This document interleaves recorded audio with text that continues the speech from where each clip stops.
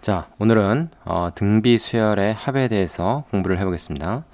앞에서 우리가 등차 수열의 합을 했었죠. 등차 수열의 합. 이 등차 수열의 합은 그 가우스의 방법이 있었어요. 그죠? 등차 수열의 합. 등차 수열의 합은 가우스의 방법. 이게 뭐였죠? 말하자면 맨 첫 번째 항과 맨 마지막 항의 합이 항상 일정하다. 그걸 이용하는 거였죠. 근데 우리가 이제 등비 수열의 합은 조금 구하는 과정이 더 복잡합니다. 요거는 이제 우리가 한마디로 뭐라고 부르는 방법이 있냐면 S-RS 요거를 하나 외워두세요. 그냥 이런 방법을 쓴다. 그러니까 등비 수열을 구하는 방법의 이름이다. 이렇게 생각하면 되겠습니다. 자, 교재에 보면 얘가 하나 나와 있고 그 다음에 이제 그걸 일반화 시켰는데 여기서는 그냥 맞바로 일반화된 식으로 한번 유도를 해볼게요. 자, 어떤 수열 A가 있는데 얘가 말이죠. 등비 수열이에요. 그리고 첫째 항이 A고 공비가 R이라고 합시다. 그러면 이제 첫째 항, 두 번째 항, 세 번째 항 해가지고 n번째 항까지. 자, n번째 항은 뭐예요? AR의 n-1승 이렇게 되겠죠? 자, 그러면은 이게 AN이 아니고 이제 SN이라고 해야 되네. 이걸 다 더하면 그죠? 잘못 썼네요. 자, 이거 이제 SN이죠. 그러니까 이제 AN은 뭐야? AN은 바로 이게 A이죠. 이거 A 곱하기 R의 n-1승. 그러니까 첫째 항이 A고 공비가 R인 어떤 등비 수열이 있다고 할 때 그거의 합은 우리가 SN이라고 표시하고 이렇게 될 것이다. 자, 근데 여기서 이제 어떻게 하냐면 뭐라 그랬습니까? S-RS를 이용한다 그랬는데 이 S가 바로 이 SN이에요. 그러면은 RS라는 건 여기 양변에 요 등식의 양변에 R을 곱하는 겁니다. R, 공비 R을 한번 곱하는 거예요. 그래서 R, SN 되겠죠. R 곱하기 SN. 이쪽 뭐야? AR 제곱. 요 각각에 이제 R이 한 번씩 곱해지면서 R의 차수만 하나씩 더 높아지겠습니다. 쭉 해가지고 AR의 N승까지. 그죠? R이 한 번씩 다 곱해지는 거예요. 자, 그래서 이제 얘네 둘을 뺀다고. 빼요. 이렇게 뺍니다.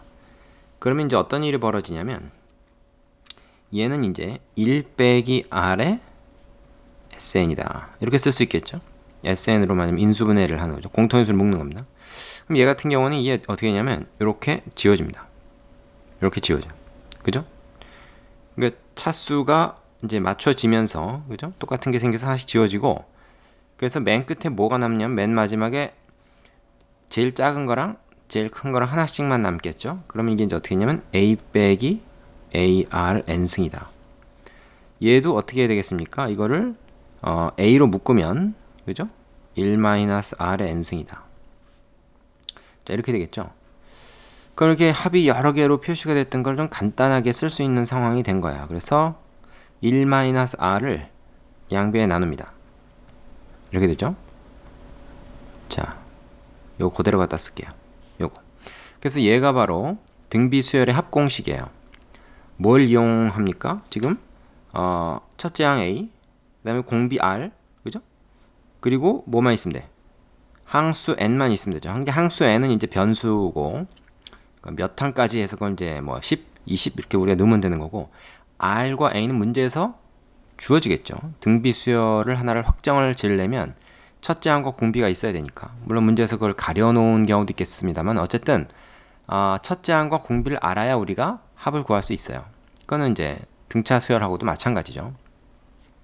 자, 그런데 이거를 우리가 이제 이렇게도 쓸 수 있습니다.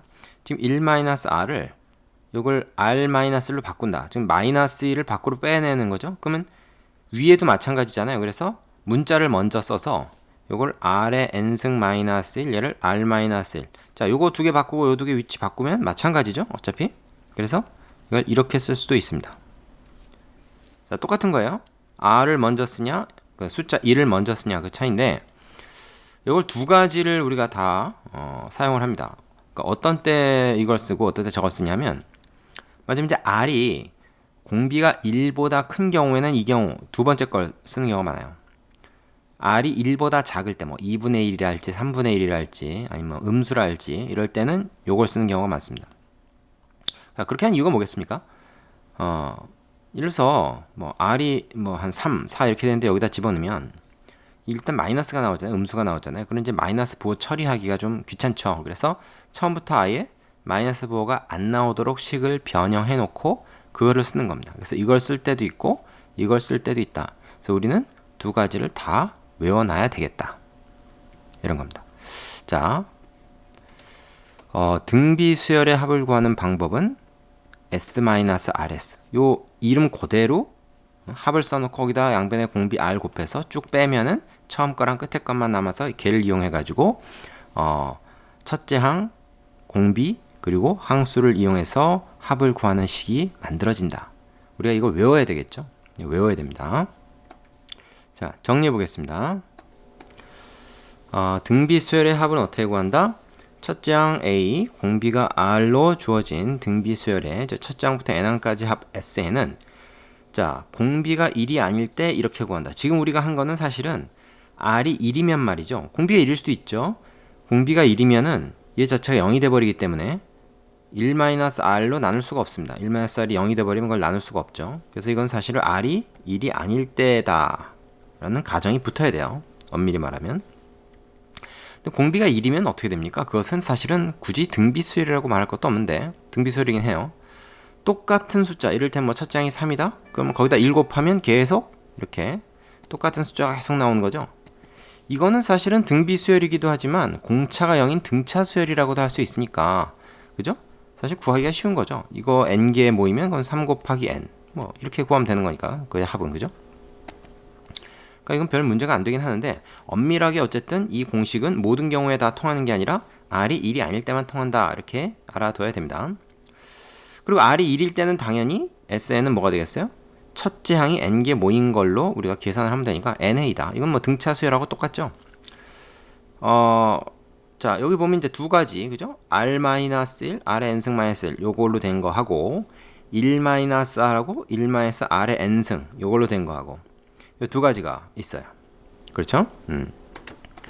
자, 뭐 알고 보면 되게 쉬운 겁니다. 그 개념 확인 코너 문제를 일단 여러분이 풀어보시고요. 교재에는 이제 이 등비수열 활용, 이제 일명 우리가 그 복리법이라고 부르는 게 있습니다. 이게 등비수열을 활용한 문제 중에서 대표적인 건데, 요거를 하고 난 다음에 예제를 할까 생각을 했으나 그러면 이제 너무 갑자기 그 공부하는 분량이 많아진 상태가 되기 때문에 우선은 말이죠.